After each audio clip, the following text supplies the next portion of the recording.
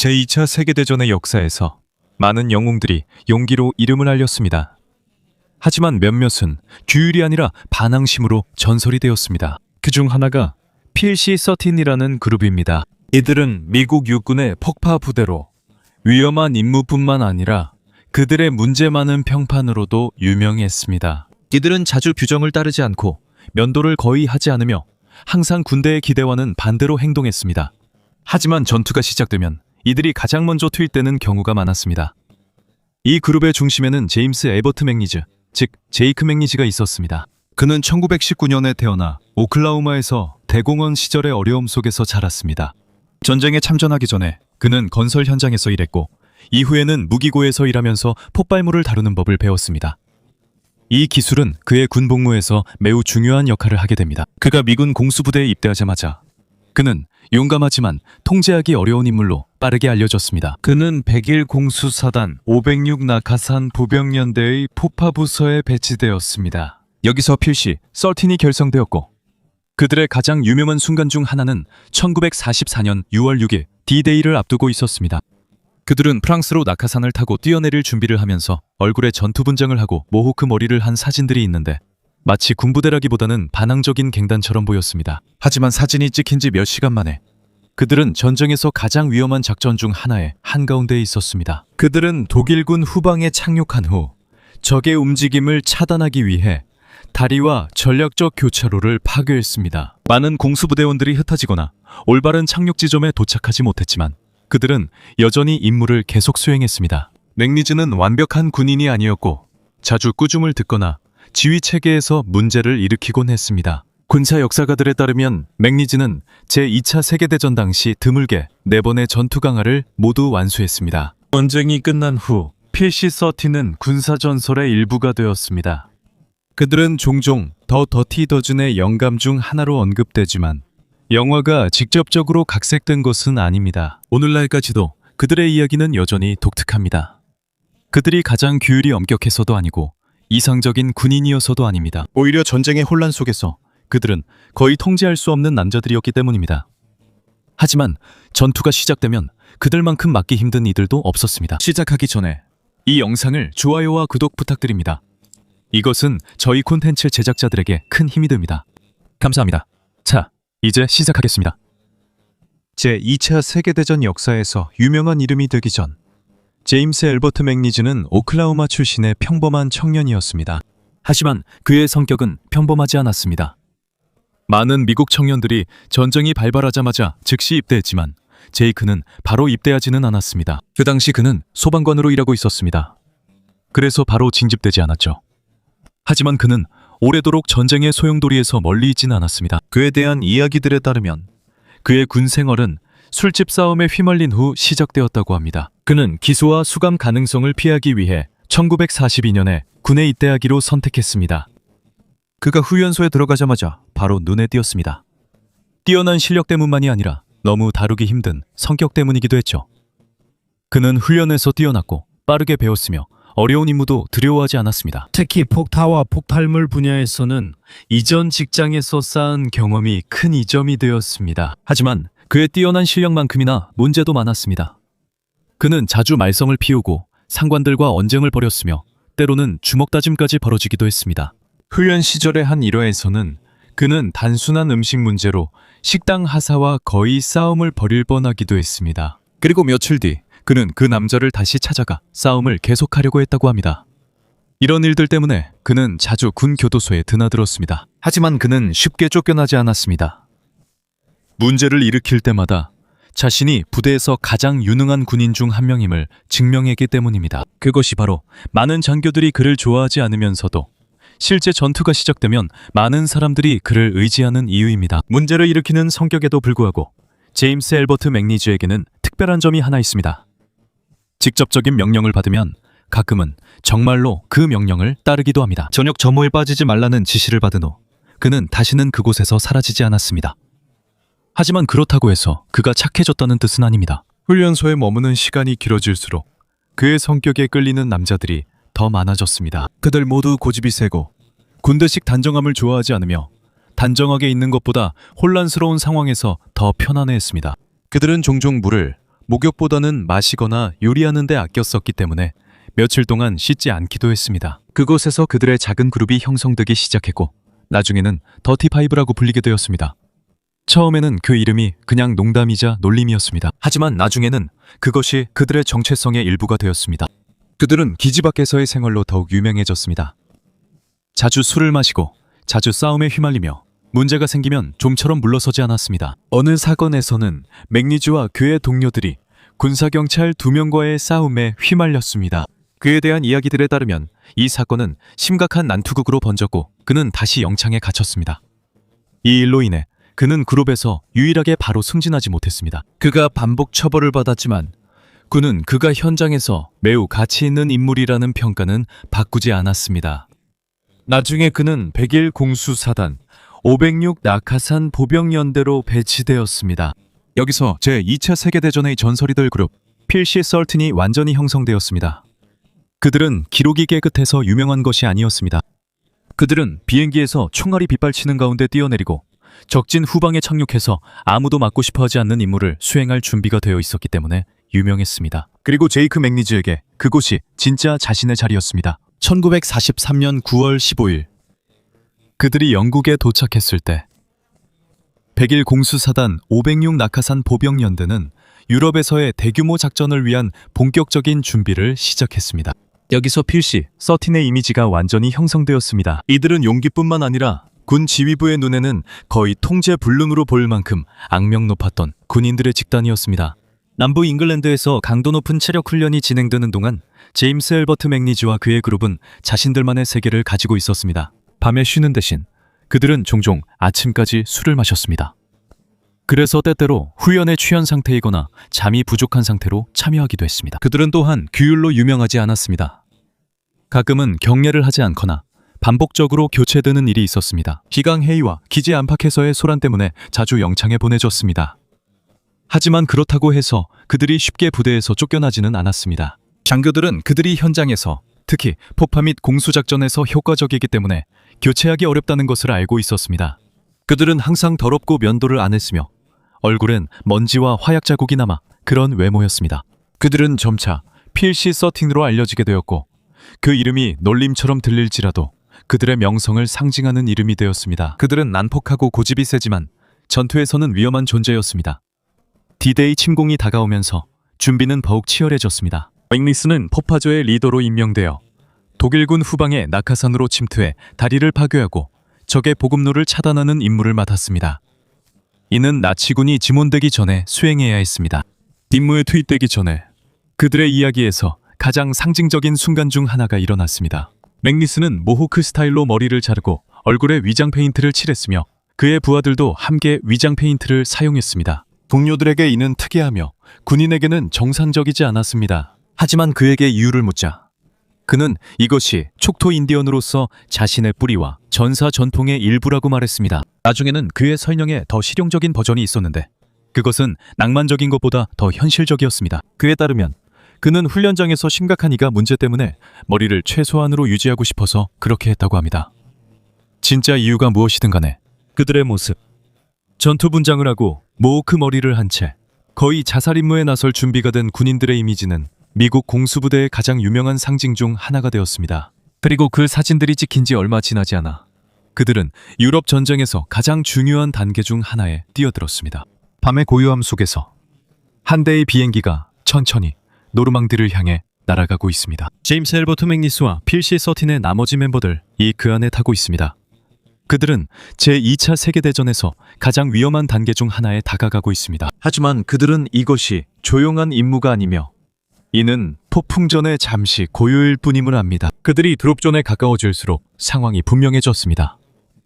그들은 노르망디에 도착하는 마지막 부대 중 하나였습니다. 그리고 하늘 전체가 이미 혼란으로 가득 차 있었습니다. 모든 방향에서 대공포가 쏟아졌습니다. 고도를 잃는 비행기들, 어둠 속에서 터지는 총성과 불길. 하늘에서는 완전한 혼돈이 벌어졌습니다. 이런 상황에서도 맥니스는 동료들의 사기를 북돋웠습니다. 그는 그들에게 준비하라고 그리고 시간이 되면 주저하지 말고 뛰어내리라고 말했습니다. 모든 것이 명백히 위험한 상황이었지만 긴장감이 감도는 가운데 그들의 비행기는 파편에 맞았습니다. 맥니스 자신이 거의 맞을 뻔했고 불과 몇 인치 차이였습니다. 더 심각한 것은 그의 부하 중 한 명의 예비 낙하산도 맞았다는 점입니다. 다행히도 그들은 완전히 추락하기 전에 여전히 점프할 수 있었습니다. 항공기는 폭발했습니다. 하지만 모두가 안전하게 땅에 도착한 것은 아니었습니다. 착지 직후 바로 실종된 사람들이 있었고 땅에 내리자마자 즉시 사망한 사람들도 있었습니다. 임무는 바로 무너진 것처럼 보였습니다. 하지만 맥니스에게는 이런 일이 처음이 아니었습니다. 그는 이런 상황에 익숙했습니다. 서로 흩어지고 지위 없이 적진 중앙에 있었습니다. 혼란 속에서도 그는 자연스럽게 움직였습니다. 남겨진 병사들을 찾아다니며 다른 흩어진 부대에서 조금씩 작은 그룹을 만들어냈습니다. 그들은 몇몇 흩어진 낙하산 부대원들과 함께 임무를 계속했습니다. 독일군에게 중요한 전략적 다리와 기반 시설을 찾아 파괴하는 것이었습니다. 그들은 어둠 속에서 움직이며 몇몇 다리와 시설을 파괴해 적의 움직임을 늦췄습니다. 하지만 가장 중요한 목표였던 반드시 확보해야 했던 다리는 그들의 마지막 저항의 중심이 되었습니다. 그곳에서 그들은 남은 모든 힘을 다해 적의 진격을 막으려고 싸웠습니다. 그들의 노력에도 불구하고 상부 지휘부에서는 혼란이 있었습니다. 상급 본부에서는 그 부대가 이미 전멸했고 목표 지점에 도달하지 못했다고 생각했습니다. 이로 인해 해당 지역에 공습이 명령되었습니다. 다행히 맥니주 일행은 그 지역에서 더 안전한 위치에 있었기 때문에 아군의 폭격에서도 살아남을 수 있었습니다. 이 일이 일어나는 동안 필시-13에서 살아남은 사람은 맥니지만이 아니었습니다.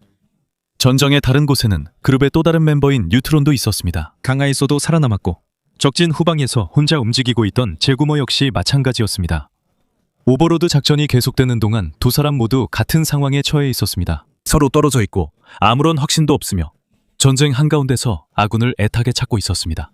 노르망디에서의 첫 전투 이후 제임스 엘버트 맥니스에게 혼란 속에서 살아가는 일은 더 이상 낯선 일이 아니었습니다. 그는 여러 번 작전에서 살아남았고 군사 역사가들의 보고에 따르면 전투 중에도 다른 병사들을 구해냈습니다.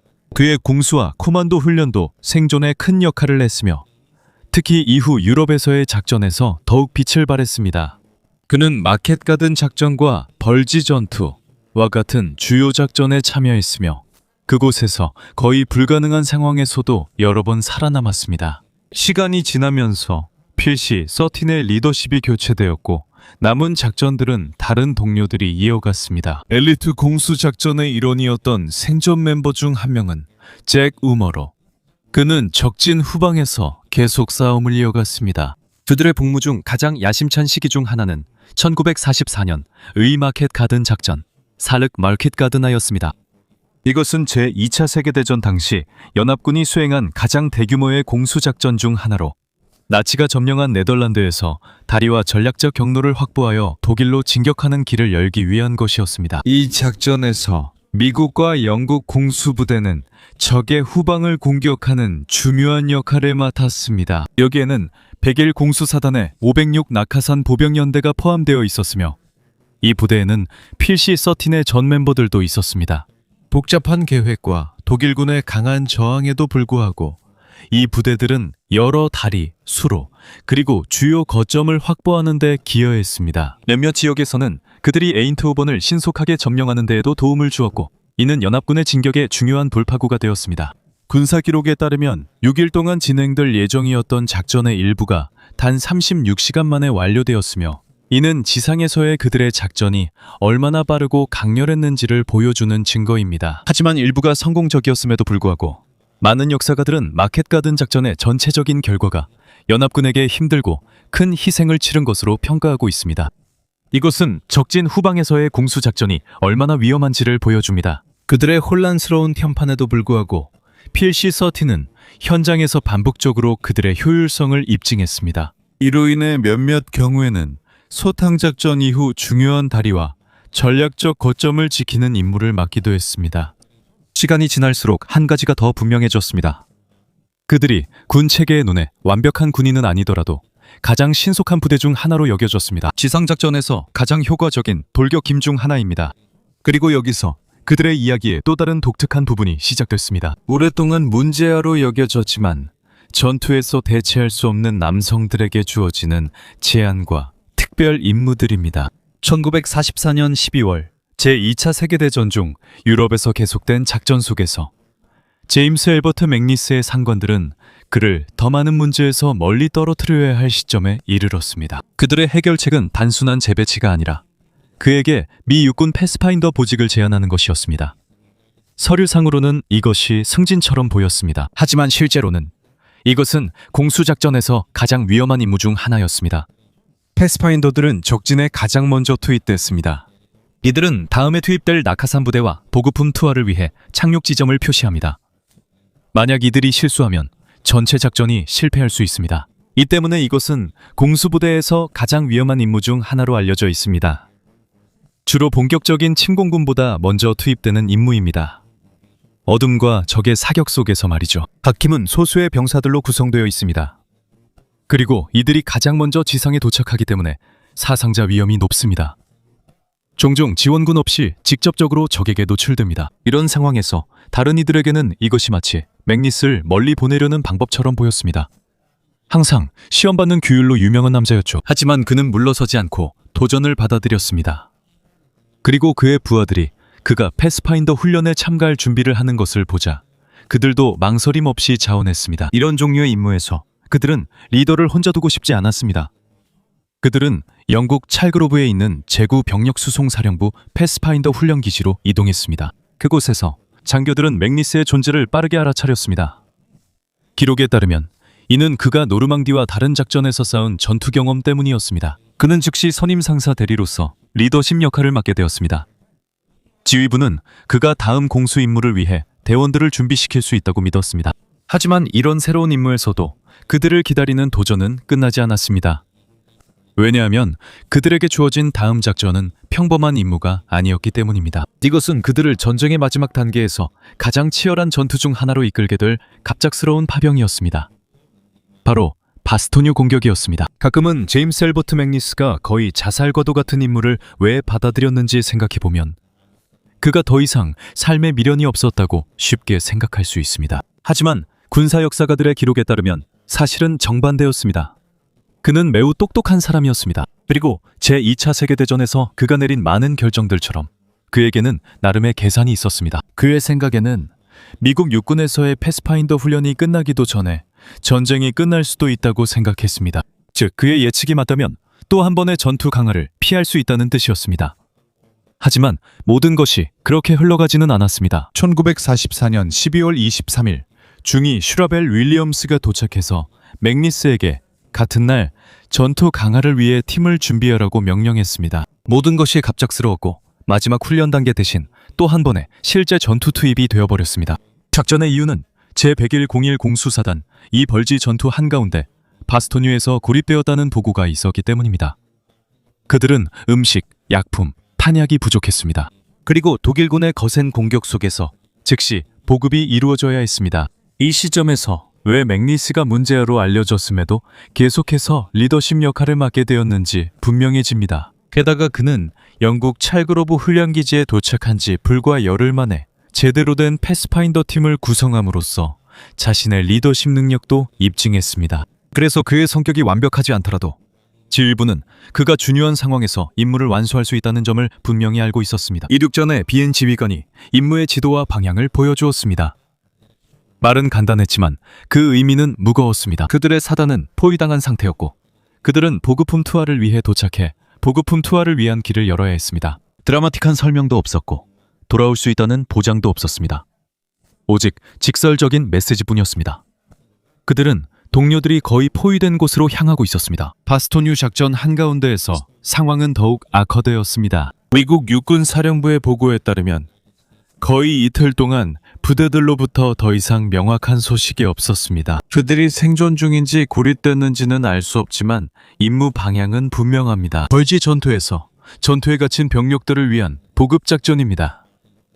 전체 방어 진영이 붕괴 직전에 있습니다. 그럼에도 불구하고 지휘부는 여전히 패스파인더들을 보내 보급품 투하 경로를 열고 포위된 병사들을 돕기로 결정했습니다. 하지만 제임스 엘버트 맥니지와 그의 팀에게 이건 단순한 임무 브리핑이 아니었습니다. 거의 생존이 보장되지 않는 한가운데로 뛰어드는 일이었습니다. 두 개의 패스파인더 팀이 조직됐고 각 팀은 10명이었습니다. 지휘부는 한 팀이 실패해도 기회가 있다고 판단했습니다. 다른 한 팀이 작전을 계속할 수 있다는 것이었습니다. 총 20명의 남성이 사상률이 매우 높을 것으로 예상되는 곳에 파견되었습니다. 그리고 당시 군의 추정에 따르면 이런 종류의 강화에서는 5명 중 1명만이 살아남을 수 있을 것이라고 했습니다. 항공사진도 없었고 적의 위치에 대한 최신 정보도 없었으며 공중에 있을 때나 착륙할 때 거의 무전 연락도 없었습니다. 이런 상황에서도 맥니스는 신중하게 자신의 부하들을 전투에서 이끌며 길을 안내했습니다. 전장의 어둠과 혼란 속에서 다행히도 작전의 결과는 예상보다 더 성공적이었습니다. 20명의 군인 중 19명이 살아남았습니다. 단 1명만이 전사했으며 이런 종류의 임무에서 예상했던 대규모 사상자 비율과는 거리가 멀었습니다. 그들의 진입과 협력 덕분에 연합군의 대규모 보급 작전이 가능해졌고 바스톤 지역에 600회분이 넘는 탄약, 식량, 연료, 의약품이 투하되었습니다. 이것은 포위망 안에 갇힌 병사들에게 매우 중요한 전환점이었습니다. 전쟁이 끝난 후에도 맥니즈는 유럽에서 마지막으로 진행된 대규모 공수작전 중 하나인 바서티 작전에서 제17 공수사단의 옵서버로 계속 복무했습니다. 기록에 따르면 그는 자신의 공로를 인정받아 프랑스 레지옹 도네르 슈발리에 훈장도 수여받았습니다. 제임스 에버트 맥니즈는 2013년 1월 21일 93세의 나이로 별세했습니다. PC-13 전체 그룹의 역사에는 원래 멤버들과 공수부대에서 다양한 작전에 참여한 다른 인원들이 함께 포함되어 있습니다. 여기에는 잭 에그뉴, 조지 바란, 롤랑 프렌치, 로버트 시 버크, 찰스 다넬, 존 듀이, 제임스 그린, 존 헤일, 루이스 립, 토마스 로난, 맥스 마페이, 미겔 마르케스, 프랭크 멜빈, 존 무어, 조세 말로이츠, 프랭크 팔라스, 허브 피어스, 찰스 플라우, 조지 리카, 앤드류 라스무센, 브릴리 스트루프, 클라렌스 웨어, 톰 영, 윌리엄 코드, 잭 호크아이 베르너가 포함됩니다. 시간이 지나면서 그들은 대중문화의 일부가 되었고 그들의 이야기를 느슨하게 바탕으로 한 영화들도 포함됩니다. 비록 그들의 실제 경험이 자주 정확하게 묘사되지는 않지만 모든 극적인 연출 뒤에는 여전히 진실은 단순하게 남아 있습니다. 규율이 엉망인 군인들로 이루어진 한 집단이지만 전쟁의 가장 힘든 임무에서 반복적으로 효과적임을 입증해왔습니다.